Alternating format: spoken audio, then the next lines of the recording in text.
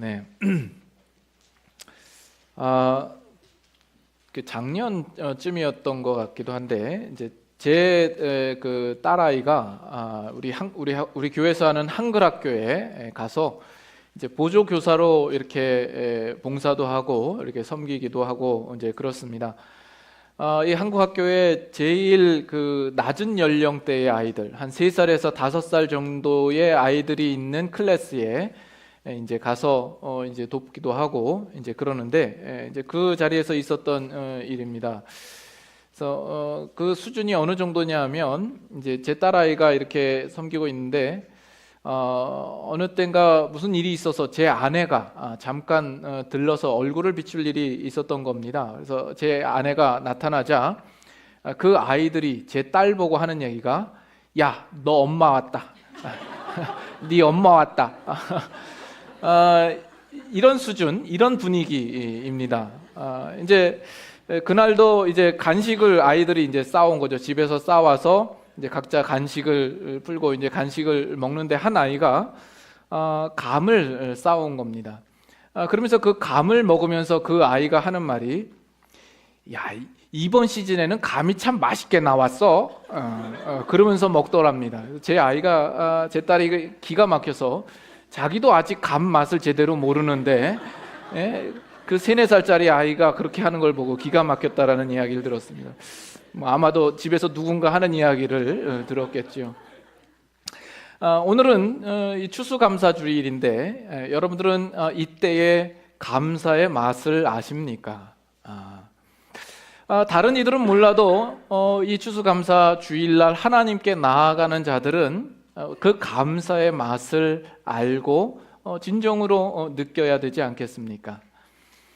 오늘은 우리가 정말 추수감사 주일로 지키면서 감사로 하나님께 예배하며 영광을 돌려드리는 날입니다. 그래서 그 어느 때보다도 감사가 충만한 주일 예배가 되어야 될 줄로 압니다. 자, 그러면 여러분들 무엇으로 감사하실래요?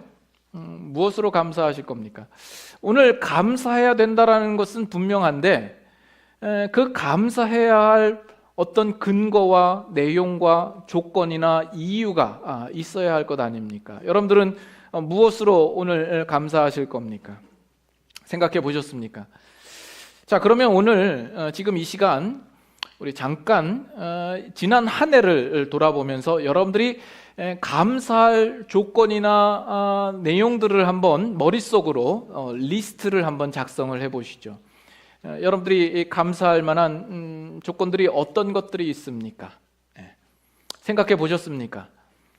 아무리 생각을 해봐도 이 5손가락 안에 채우기가 참 쉽지가 않죠? 그러면 반대로 지난 한 해 동안에 여러분들이 괴롭고 고통스럽고 힘들고 어려웠던 기억이나 사건이 있으면 한번 떠올려 보시죠. 그것도 여러 가지가 떠오르죠. 어떤 면에서는 감사할 조건보다 더 많은 느낌이 들지는 않습니까? 우리가 그런 상황 가운데서는 어떻게 하나님 앞에 fully 충만하게 감사할 수 있겠습니까?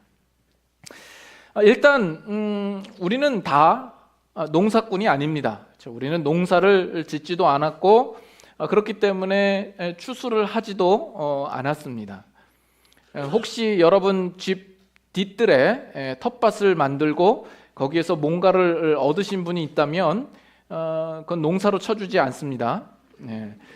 적어도 생계수단을 위하여 여러분의 생계를 위하여서 짓는 농사 그런 것은 우리가 하지 않죠. 그래서 오늘날 추수감사절은 추수감사라고 하기보다는 그냥 감사절이라는 이름으로 많이 이야기되어지기도 하는 것 같습니다. 아니면 우리가 1년 동안에 열심히 수고하고 노력하고 일한 것에 대하여서 어떤 결과물을 추수라는 어떤 비유적인 표현으로 말할 수 있을지도 모르겠습니다. 그러나 그렇게 놓고 보면 사실 우리 예수 믿는 사람뿐만이 아니라 예수 믿지 않는 사람들도 거기에 대한 결과물들을 가지고 있겠고 그것이 사실 우리가 가진 것보다 더 많은 것을 가지고 있는 경우들을 우리가 보지 않습니까? 그래서 이런 것들을 비교해보고 서로 따져보면 우리가 정말 어떻게 하나님 앞에 감사로 나아갈 수 있을까 하는 겁니다. 우리 집사님 중에 한 분이 이런 이야기를 최근에 했던 것을 제가 들었습니다.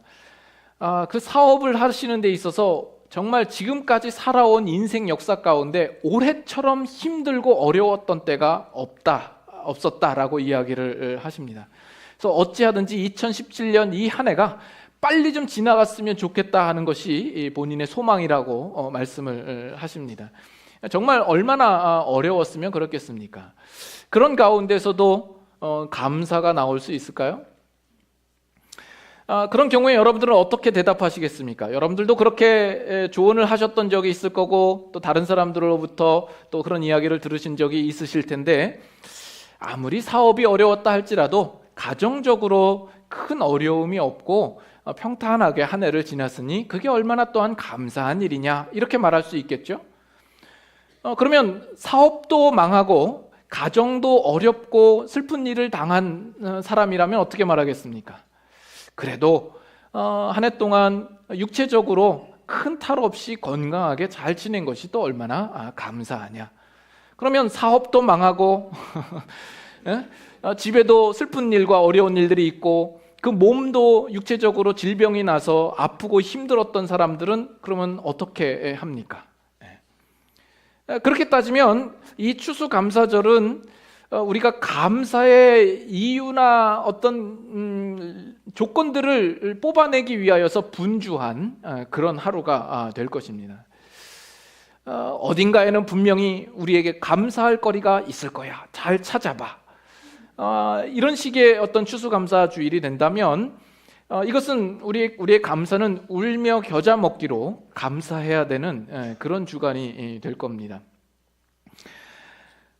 우리가 이 추수감사 주일이라는 것이 지난 1년 동안에 우리가 감사할 조건이나 이유들, 그런 목록들을 우리가 생각해내면서 감사해야 되는 것이라고 한다면 이 추수감사 주일은 참 가난할 수밖에 없습니다. 아니, 어쩌면 아주 고통스러운 순간이 될 수 있습니다. 왜냐하면 한 해 동안 정말 힘들고 아프기도 더 아팠고 사업도 안 되고 안 좋은 일들이 많이 있었는데 감사해야 된다고 하니까 그것이 얼마나 힘들겠냐 하는 겁니다.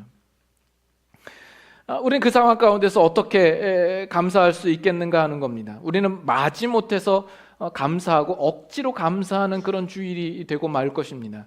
마치 뭐와 같냐면 여러분들이 주일날 아침에 교회에 나올 때에 가지는 표정 관리처럼 되어버리는 거죠. 일주일 동안 아무리 막 힘들고 지치고 힘들고 억울하고 분하고 이런 일들을 많이 만났는데 교회에 올 때만큼은 표정 관리를 해서 오는 것이죠. 아무 일이 없었던 것인 양 화사하게 웃고 사람들을 만날 때마다 미소를 띄우면서 인사를 하는 그런 표정 관리를 하고 주일날 나오는 거죠. 왜 그렇죠? 지난 한 주간 동안에 있었던 일들을 들키게 되면 누군가로부터 당장 태클이 들어오죠. 믿음이 없어서 그래, 기도를 안 하니까 그래, 너 기도 안 할 때부터 내가 처음부터 알아봤어, 이런 식으로 이야기를 하는 거죠. 그래서 우리는 표정 관리를 하고 이 주일날마다 아무 일이 없던 것처럼 이렇게 와서 앉아 있는 겁니다. 한번 서로 주변을 한번 돌아보시죠. 옆에 분을 한번 보시죠. 정말 평온해 보이죠? 지금 속은 타들어가는데 아무도 그것을 내색을 하지 않습니다. 우리 교회가 그런 교회가 되지 않기를 소망합니다. 어려운 일이 있다면 우리가 서로 위로하고 또 격려해주고 들어주고 기다려주고 하는 그런 모습이기를 원합니다.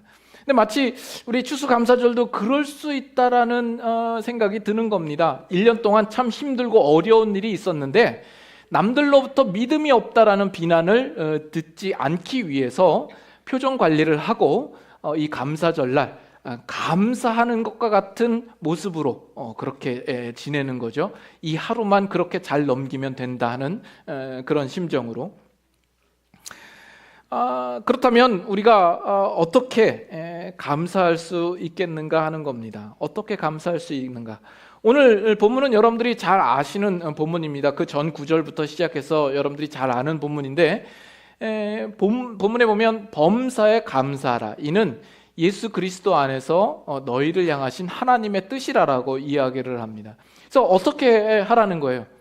그냥 감사하면 되는 문제입니까? 이것이 하나님의 뜻이라고 말했으니까 감사하는 것이 우리를 향한 명령이요, 그러면 우리는 무조건 감사해야 된다는 겁니까? 안 감사해도 감사해야 되는, 뭔가 내 자신을 스스로 세뇌시키고 최면을 걸어서 감사하다라고 생각해야 되는 그 모습으로 우리가 있어야 되는가 하는 겁니다.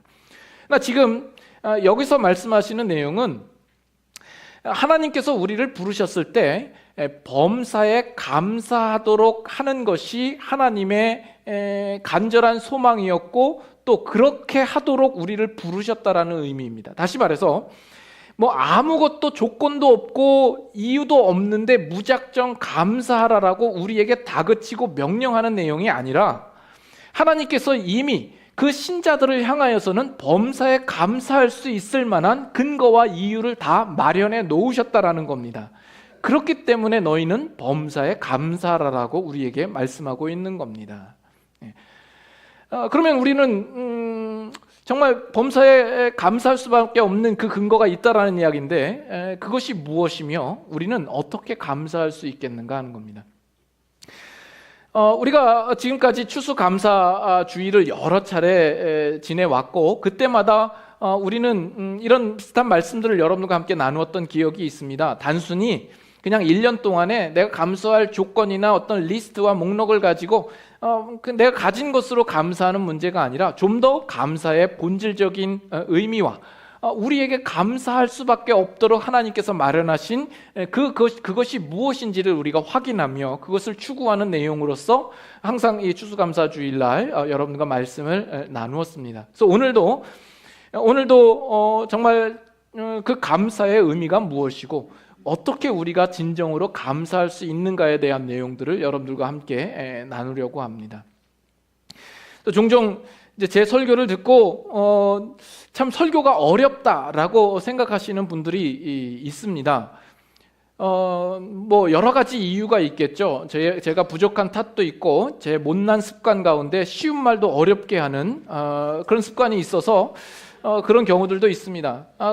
그러나 또 한 가지 있을 수 있는 가능성은, 여러분들이 설교를 들는 중간에 딴 생각을 하셔서 중간에 연결을 시키지 못해서 이해를 못 하시는 분들이 종종 있습니다.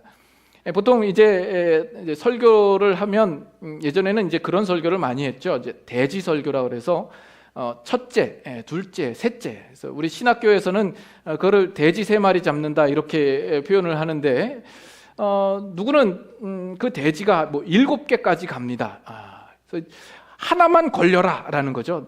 다른 거 6개는 다 놓쳐도 하나만 마음에 이제 와서 깨달음이 있으면 된다. 그래서 돼지 설교를 이제 하는지 모르겠습니다만은, 저는 이제 사실 그런 설교가 아니라 한 주제를 가지고 우리가 깊이 있게 묵상하고 전체를 연결시켜서 말씀을 나눕니다. 그러다 보니까 여러분들이 중간에 딴 생각을 해서 중간에 맥을 놓쳐버리면 연결이 안 되니까 사실은 어려움이 있을 수 있는 겁니다. 그래서 말씀을 들을 때에 여러분께서 그 맥을 놓치지 않도록 주의 깊게 처음부터 잘 들으실 수 있기를 바랍니다. 그래서 결론부터 말씀을 드리도록 하죠. 말씀을 드리면, 우리가 진정한 감사에 이를 수 있는 것은 오직 예수 그리스도를 믿는 성도들만 그 감사에 이를 수 있는 겁니다. 예수 그리스도를 알지 못하고 믿지 않는 자들은 진정한 감사에 이를 수가 없습니다. 여러분, 이 사실에 동의하십니까? 믿지 않는 사람들도 감사하잖아요. 그들의 얻은 것이나 우리나 얻은 것이나 별반 차이가 없고 같은데, 그들도 감사하는 마음이 있는데 왜 그들은 진정한 감사가 있을 수 없고 우리에게만 감사가 있을 수 있느냐라는 겁니다. 먼저 우리가 이 추수감사가 가지는 진정한 의미가 무엇인지를 다시 한번 생각해 보기를 원합니다. 이 추수감사라는 것이 지난 1년 동안에 씨를 뿌리고 심고 가꾸고 재배하여 결실하여 얻은 그 추수한 것들을 가지고 우리가 감사하는 것입니까? 예, 그것도 맞습니다. 물론 그렇습니다. 1차적으로 우리가 추수한 것 또는 1년 동안 우리가 수고하고 열심을 낸 일에 대하여서 우리에게 채워주신 것을 그 하나님께서 주신 것이라고 알고 우리가 그것을 감사해야 될 것으로 여겨야 할 것입니다. 그러나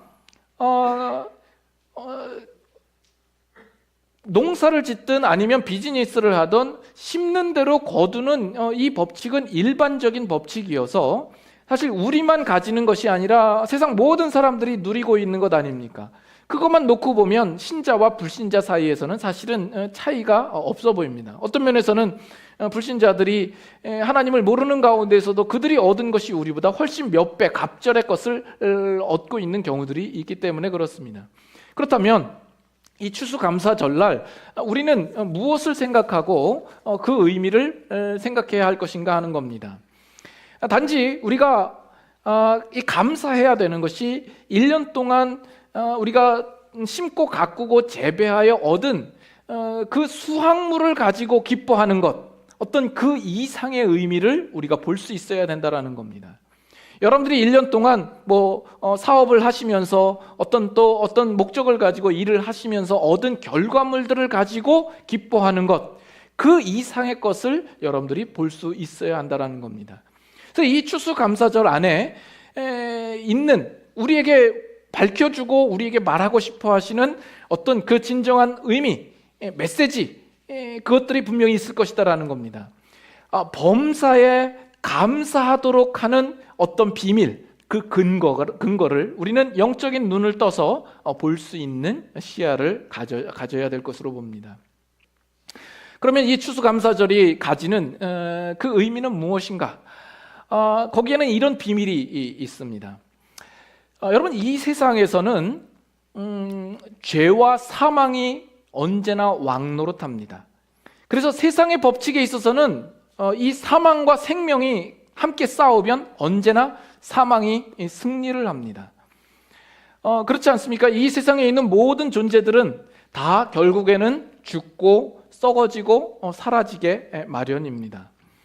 우리 인간들도 한때는 젊었을 때는 다 파릇파릇하고 아주 생기가 돌고 그렇지만 우리는 다 늙게 돼 있고 언젠가는 죽음에 이르게 되며 결국 썩어져 흙으로 돌아가게 되는 것이죠. 이 사망으로 가는 이 길을 막을 수 있는 길이 없습니다. 그걸 막을 재간이 우리에게는 없습니다. 자, 그런데 봄에 심고 가을에 추수하는 이 법칙 안에서는 생명이 사망을 이기는 법칙으로 진행이 되고 있다는 사실입니다. 이것이 놀라운 겁니다.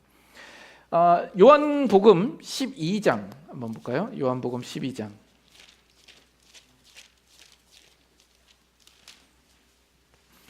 요한복음 12장 24절.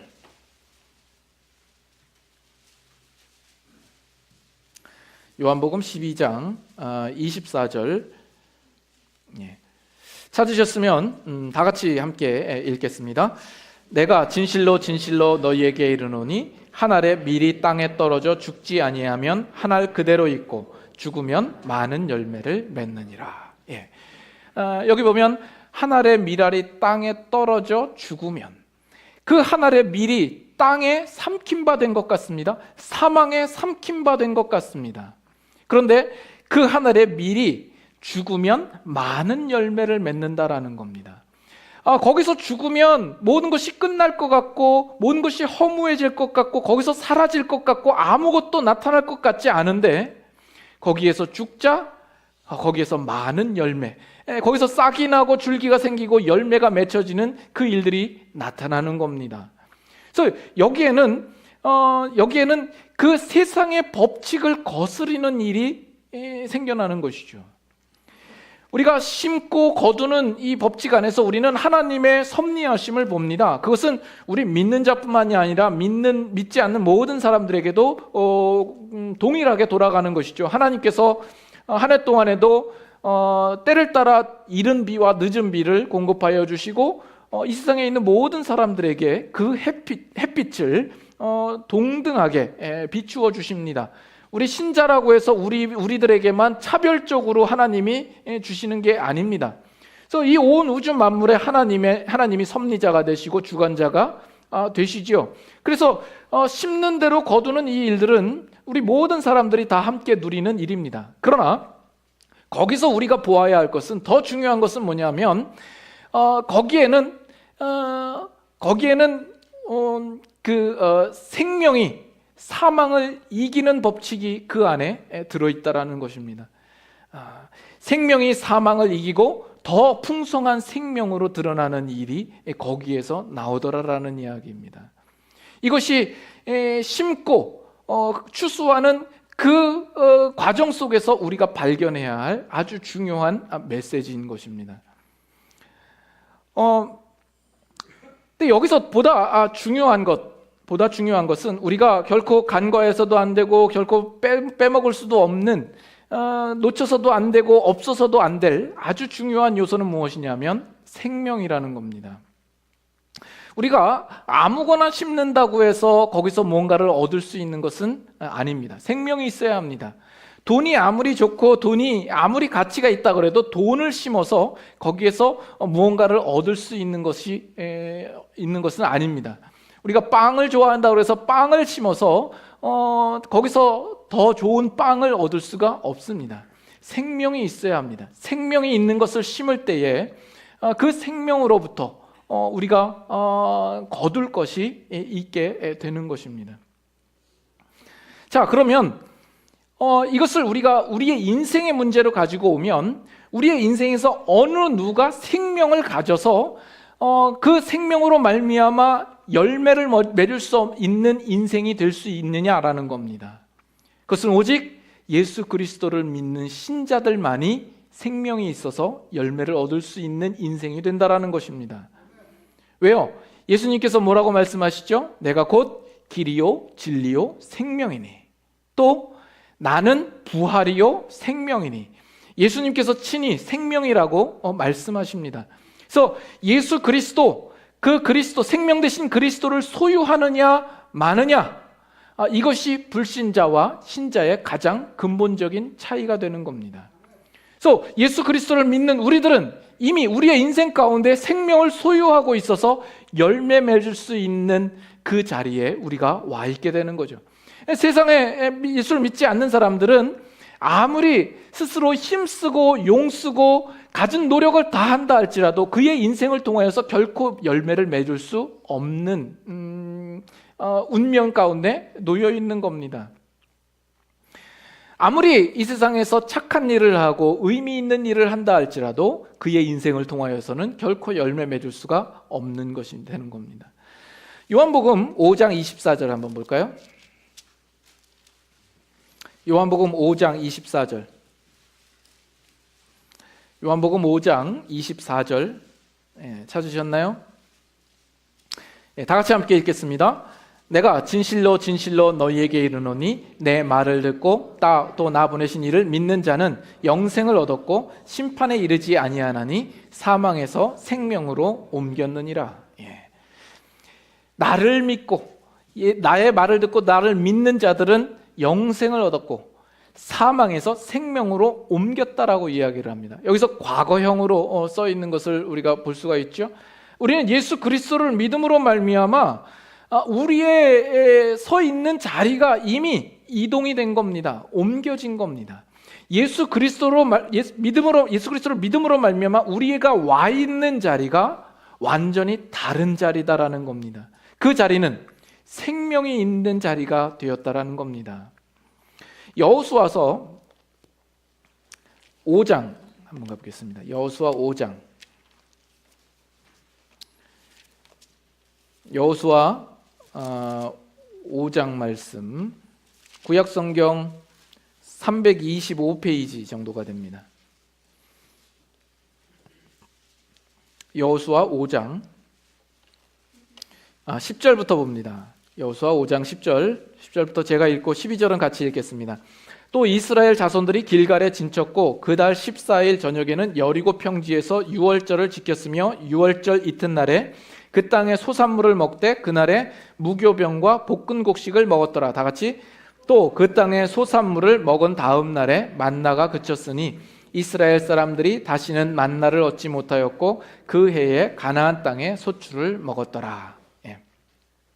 자, 지금 이스라엘 백성들이 이제 광야 기간을 마치고 이제 가나안 땅에 들어와서 여리고 평지에 있을 때의 일입니다. 그 평지에서 이제 그들이 처음으로 이제 유월절을 지켰다라는 내용이 나옵니다. 이 유월절은 언제 시작이 되었죠? 이스라엘 백성이 출애굽할 때, 출애굽하기 그 전날 이 유월절을 행하여서 그들에게 임할 심판이 지나가게 한 거죠. 그것이 유월절의 유래가 됩니다. 그래서 그때 유월절을 지키고 그 다음에 출애굽해서 광야에 나와서 그 다음 해에 이스라엘 백성이 유월절을 지키게 됩니다. 그리고 나서 그 다음부터는 한 번도 유월절을 지킨 적이 없습니다. 그리고 지금 이 여리고 평지에 와서 처음 유월절을 지키는 거예요. 말하자면 우리가 40년 광야 기간으로 놓고 친다면 거의 39년 동안 유월절을 한 번도 지키지 않다가 지금 여리고 평지에 와서 이 이스라엘 백성들이 이제 다시 유월절을 지키게 된 겁니다. 그러면 그 기간까지, 이 광야의 기간에 있는 동안에 왜 그들은 유월절을 지키지 않았을까? 그 이유 중에 하나는 이렇습니다. 6월절 그 다음 날부터 7일 동안 하나님의 명하신 대로 그들은 무교절을 지켜야 됩니다. 이 무교절 기간 동안에는 무교병을 먹게 되어 있습니다. 이 무교병이라는 것은 효모를 넣지 않은 빵을 두고 이야기를 합니다. 효모를 넣지 않았기 때문에 부풀지 않은 빵이요. 그리고 그 맛이 별로 없습니다. 단맛이 없고 아주 아무 맛이 없는 그 빵을 먹게 되어 있는 겁니다. 그 무교병이라고 하는 것은 곡식을 빻아서 만들 수 있는 그 빵인데 그들이 그 광야 기간에 있는 동안에는 이 무교병을 만들 수가 없는 겁니다. 왜냐하면 그 광야에 있는 기간 동안에는 곡식도 없고 거기서 심을 수도 없고 심어도 어떤 소출도 얻을 수 없기 때문에 그렇습니다. 그래서 그들은 전혀 이 무교병을 얻을 그 방법이 없는 것이죠. 그것이 그들이 광야 기간 동안에 유월절을 지키지 못한 이유 중에 하나일 것입니다. 그렇다가 그들이 지금 와 있는 곳이 어디냐 하면 가나안 땅에 들어와서 여리고 평지에 있자 거기에서 이제 비로소 유월절을 지키고 거기에서 어떻게 됐다고요? 그날에 그 이튿날에 그 땅의 소산물을 먹되 그날에 무교병과 볶은 곡식을 먹었더라라는 겁니다. 이 곡식을 먹었을 때는 얼마나 감격스러웠을까요? 그들 중에는 아주 어렸을 때 출애굽했던 사람들은 거의 40년 동안 이 볶은 곡식을 먹지 못하다가 처음 먹었을 겁니다. 광야에서 태어난 사람들은 어떤 그 소산물을 먹는 것이 거의 처음이었을 겁니다. 얼마나 감격스러운지 모릅니다.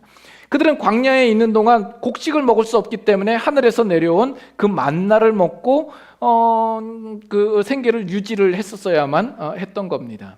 근데 그들이 지금 가나안에 들어와서 유월절을 지키고 무교병과 볶은 곡식을 먹었습니다. 그리고 그 다음 날이 되자 만나가 그치게 되고 그들이 다시는 그 만나를 볼 수도 없었다고 말하며 그 해에는 그 땅의 소산물을 먹었다라고 말하고 있는 겁니다.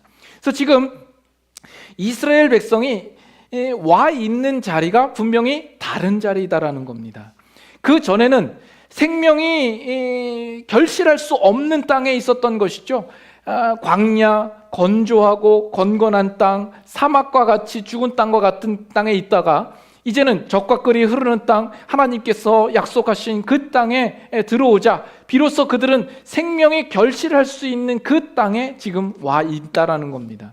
그와 같이 오늘 우리는 예수 그리스도를 믿음으로 말미암아 우리는 와 있는 자리가 다른 자리가 되어 있는 거예요. 사망에서 생명으로 옮겨져 있는 우리의 인생이 되어버린 겁니다. 그전에는 우리도 우리 스스로 어떤 것도 결실할 수 없었습니다. 아무리 힘쓰고 용쓴다 할지라도 어떤 것도 결실할 수 없었던 우리가 이제는 예수 그리스도로 말미암아 생명을 얻고 그 생명으로 말미암아 이제는 결실할 수 있는 인생이요 그 운명으로 우리가 바뀌어졌다라는 것입니다. 그래서 로마서 8장 1절 2절 한번 우리 찾아보시는데 사역반을 수료하신 분들은 찾지 마시고 이미 로마서 8장을 다 외우셨던 기억이 있기 때문에 로마서 그 외의 분들은 한번 8장 1절 2절 한번 찾아보시죠. 8장 1절 2절 한번 암송하시는 분은 암송하시고 한번 같이 읽어볼까요? 그러므로 이제 그리스도 예수 안에 있는 자에게는 결코 정죄함이 없나니 이는 그리스도 예수 안에 있는 무엇이? 생명의 성령의 법이 어디에서?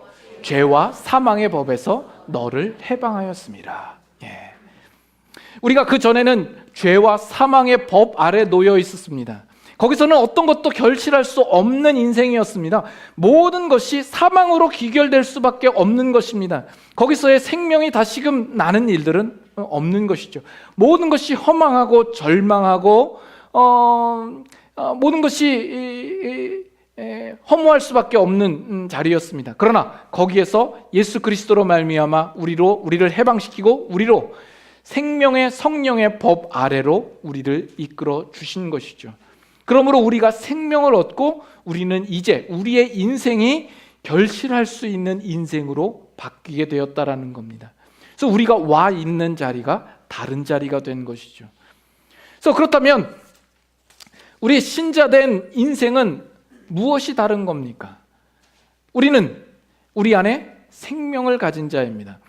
그렇다면 이 생명이 있으면 그저 생명이 가만히 있을 수 있지 않습니다. 생명이 정적이지 않습니다. 생명은 움틀거리며 생동하며 약동하며 역동적이며 그 안에서 싹이 나기도 하고 자라기도 하고 줄기가 생기고 잎사귀가 생기고 꽃이 나고 열매가 나타나는 것이죠. 이것이 불신자들의 삶 가운데에서는 불가능한 일이요 오직 예수 그리스도를 믿는 성도들에게 있어서만 나타날 수 있는 역사가 되는 겁니다. 자, 그래서 아까 한 알의 밀알의 비유를 들었죠. 우리는 그 한 알의 밀알 같은 인생의 모습을 가지고 있는지 모릅니다. 이 세상에 사는 동안에 우리는 그 사망에 삼킨 바 된 것 같은 인생의 모습을 가지고 있을지 몰라요. 지난 한 해도 살아오면서 우리의 살아가는 삶이 너무나도 힘들고 어렵고 고통 가운데 있고 세상에서 바라볼 때에도 별 볼 일 없고 여러 가지 누추하고 실패해 보이고 너무나도 가난해 보이는 그런 모습이 있을지 몰라요. 그러나 우리 안에 생명이 있다라는 겁니다. 그렇기 때문에 우리의 인생은 결코 헛되지 않을 것이다라는 겁니다. 그저 그렇게 있다가 썩어져 죽어가는 아무런 의미 없는 허무한 인생이 되지 않고 우리 안에 있는 생명으로 말미암아 우리는 결실케 될 것이며 열매를 얻게 될 것이다라는 것입니다. 그것을 우리는 무엇을 보고 확인을 하죠? 오늘 이 한 해 동안에도 그 심은 것이 자라고 싹이 나고 열매를 맺어 추수하는 것을 보면서 우리는 확인하는 것이죠. 하나님께서 지금도 이 땅 가운데 그 생명으로 결실케 되는 그 일들을 섭리하시고 일하시는구나 라는 것을 볼 때에 오늘 우리에게 생명을 허락하신 그 주님께서 그 생명이 헛되지 아니하고 그 생명이 결실되는 일들로 하나님께서 지금도 일하시고 계신다라는 사실을 우리는 확인하게 되는 겁니다. 그래서 지난 한 해 동안에 여러분의 삶이 힘드셨습니까? 어려우셨습니까? 여러분들이 때로는 실패한 분도 있으실 것이고 그 결과를 보고 실망하시는 분들이 있으실 것이고 또 만족스럽지 않은 분들도 있을 것입니다. 그러나 우리 안에 생명을 두신 그 하나님께서 우리를 결코 그대로 버려두시지 아니하고 생명으로 말미암아 그것을 결실케 하는 인생으로 우리를 이끌고 가신다라는 그 사실을 우리는 바라보는 것입니다. 그렇기 때문에 우리는 감사하는 것이요 그렇기 때문에 우리는 범사에 감사할 수 있는 것입니다. 우리는 우리의 인생에서 망하는 모습을 가질지 모르지만 우리는 영원히 망하지 않는 자요 우리가 예수 그리스도를 믿음으로 말미암아 얻은 생명이라고 하는 것은 이 세상 그 어느 누구도 우리에게서 뺏어갈 수 없는 것이요, 우리의 살아가는 삶 속에서 하나님께서 지금도 역사하시고 합력하여 선을 이루시며 우리의 인생이 결코 헛되지 않도록 하나님께서 붙들고 계신다는 그 믿음 가지고 우리는 감사할 수 있는 것입니다. 그렇기 때문에 감사는 가장 큰 믿음의 표현입니다. 단지 내가 손 안에 내가 지금 얻은 것, 획득한 것, 내가 얻은 것으로 감사할 수 있는 그것은 어린아이도 할 수 있습니다. 그렇죠? 세상 사람들도 할 수 있는 것입니다. 그러나 내 손에 쥐어진 것이 없고 아무것도 얻은 결과가 없음에도 불구하고 감사할 수 있는 것은 오직 예수 그리스도를 아는 여러분들, 믿는 신자들만이 가능한 것입니다. 그래서 우리가 우리의 인생에서 범사에 감사할 수 있다는 것은 우리의 주어진 상황과 결과가 어떠하든지 그것과 상관없이 하나님께서 그 모든 것들을 바라보시고 우리에게 주신 생명을 따라 결실케 하시며 하나님께서 우리를 붙드시고 계시다라는 그 사실을 믿는 마음이요, 하나님을 기대하는 마음이요, 하나님을 바라보는 마음인 겁니다. 그래서 감사는 우리의 믿음의 가장 큰 표현인 것입니다. 마지막 날 우리에게 그 일들을 분명히 이루실 것입니다. 어떻게 약속하시는지 한번 보죠. 고린도전서 15장. 고린도전서 15장 51절 또 봅니다. 고린도전서 15장 51절부터 54절까지 한번 같이 교독하도록 하죠. 51절부터 54절까지 먼저 교독하도록 합니다. 보라, 내가 너희에게 비밀을 말하노니 우리가 다 잠잘 것이 아니요 마지막 나팔의 순식간에 호련히 다 변화되리니 나팔 소리가 나매 죽은 자들이 썩지 아니할 것으로 다시 살아나고 우리도 변화되리라. 이 썩을 것이 반드시 썩지 아니할 것을 입겠고 이 죽을 것이 죽지 아니함을 입으리로다. 이 썩을 것이 썩지 아니함을 입고 이 죽을 것이 죽지 아니함을 입을 때에는 사망을 삼키리라고 이기리라고 기록된 말씀이 이루어지리라. 아멘. 여기서 바울이 뭐라고 이야기를 합니까? 너희에게 비밀을 말하는, 이 비밀입니다. 그 비밀은 마지막에 우리가 다 변화될 것을 이야기합니다. 죽은 자들이 썩지 아니할 것으로 살아나고 변화되는 겁니다. 그리하여서 마침내는 어떻게 된다고요? 사망을 삼키고 이기리라고 기록된 말씀이 이루어지리라 이야기를 합니다. 이 세상에 사는 동안에는 그 사망이 득세하는 것 같아요. 사망이 이기는 것 같아요. 그 사망 앞에 우리는 눌리는 것 같고 우리는 약한 것 같고 아무것도 못하는 것 같습니다. 그러나 우리가 장차 그 사망을 이기고 우리는 다 썩지 아니할 몸을 입으며 그 사망은 삼킴바 되는 그 결과를 우리는 보게 될 것이다라는 겁니다. 그래서 그 다음 구절도 보세요. 사망아, 너의 승리가 어디 있느냐? 사망아, 네가 쏘는 것이 어디 있느냐? 사망이 쏘는 것은 죄요, 죄의 권능은 율법이라. 우리 주 예수 그리스도로 말미암아 우리에게 승리를 주시는 하나님께 감사하노니. 저 사망아, 너의 승리가 어디 있느냐? 우리가 감히 이렇게 말할 수 있는 것이죠. 우리는 그 사망을 이길 권세와 힘이 없습니다. 그러나 우리에게 생명을 주신 하나님이 그 사망을 이기게 하십니다. 그래서 여기 보면 전에도 한번 나눴습니다만 우리에게 승리를 주시는 하나님이라고 표현되어 있습니다. 우리가 그 승리를 스스로 쟁취해야 되는 것이 아닙니다. 우리의 실력과 힘으로 싸워서 그것을 얻어야 되는 것이 아니라 하나님이 우리에게 승리를 주신다라고 이야기를 합니다. 그렇다면 우리의 인생은 승리할 수밖에 없는 운명입니다. 우리는 좌로 가나 뭐로 가나 승리할 수밖에 없는 인생을 사는 자들이 되는 겁니다. 그 승리를 우리에게 주신다라고 이야기를 합니다. 우리는 우리 안에 허락하여 주신 그 생명으로 말미암아 영생을 살게 되며 그 사망에 삼킴바 된 것을 볼 것이며 결국에는 사망에 대하여 승리하는 자리에 우리가 가게 될 것이다라는 겁니다. 그래서 마지막 절에 58절 다 같이 한번 읽겠습니다. 그러므로 내 사랑하는 형제들아, 견실하며 흔들리지 말고 항상 주의 일에 더욱 힘쓰는 자들이 되라. 이는 너희 수고가 주 안에서 헛되지 않은 줄 알미라.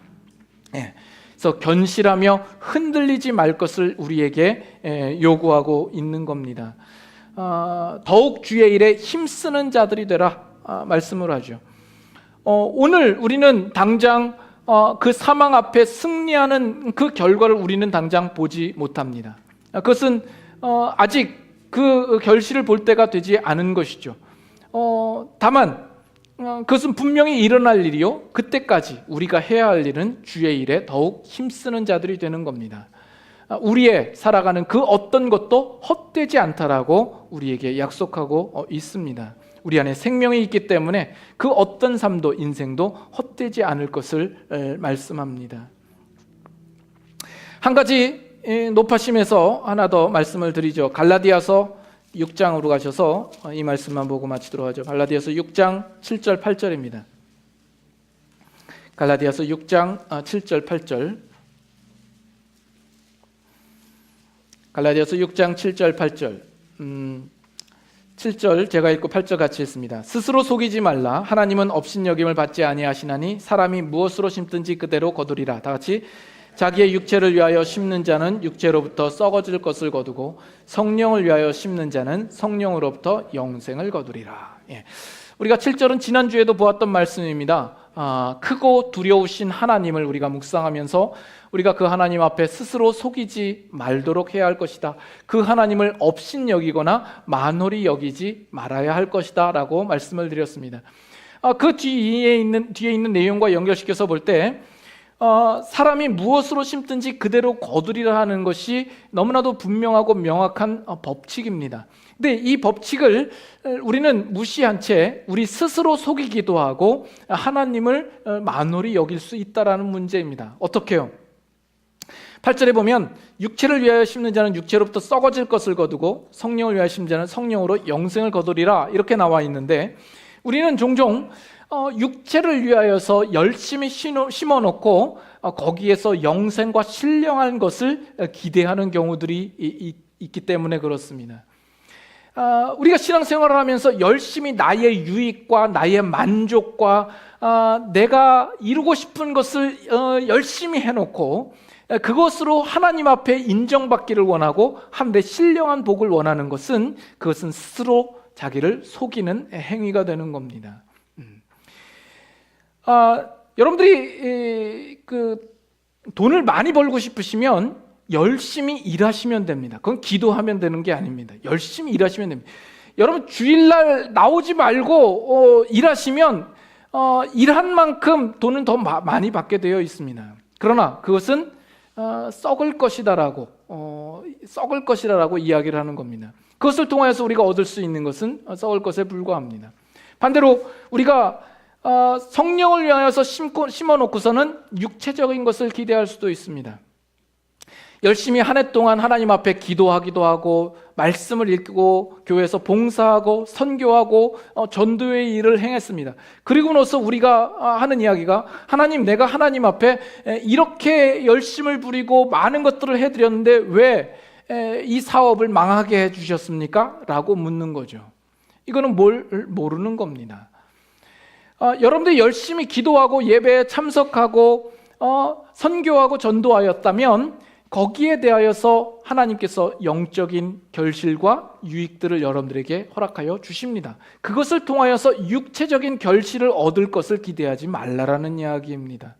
하나님께서 거룩과 영광과 존귀와 영광으로 여러분들에게 열매 맺도록 하실 것입니다. 우린 그것을 기대해야 되는 거죠. 이것에 대해서 혼동하지 마시고 스스로 속이지 마시고 하나님을 업신여기지 않도록 해야 할 것이다라는 겁니다.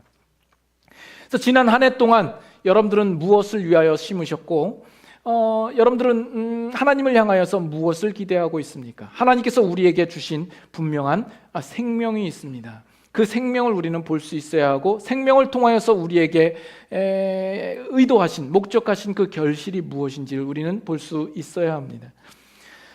오늘은 추수감사절입니다. 변함없이 하나님께서는 지난 한 해 동안에도 심은 것에 대하여서 하나님께서 섭리를 허락하여 주시고 그 만물을 움직여 주시사 거기에 따른 결실을 우리로 보게 해 주셨습니다. 하나님께서 비를 내려주시고 또 햇볕을 내려주시고 영양분을 주심으로 말미암아 거기에 많은 결실들이 이루게 된 것을 우리는 봅니다. 우리는 그것을 보며 우리 안에 허락하여 주신 그 생명도 하나님께서 분명히 자라게 하시고 결실케 하실 것을 우리는 믿는 마음으로 바라볼 수 있어야 할 것입니다. 비록 지난 한 해 우리의 삶이 여러 가지로 어렵고 또 힘들고 만족스럽지 못하고 또는 실패를 경험한 그런 인생일지 모릅니다. 그러나 우리에게 허락하여 주신 그 생명은 지난 한 해 동안에도 여전히 자라고 있고 하나님의 섭리 가운데에 그 가운데 꽃을 피우고 있고 열매를 맺도록 하시는 것입니다. 그것을 보는 그 믿는 마음으로 우리는 감사해야 할 것입니다. 범사에 감사해야 할 것입니다. 2주간만이 아니라 우리의 살아가는 모든 인생 동안에 하나님을 우리가 기억하며 그 하나님 앞에 감사하는 인생을 살아드리는 저와 여러분들이 되실 수 있기를 바랍니다. 네.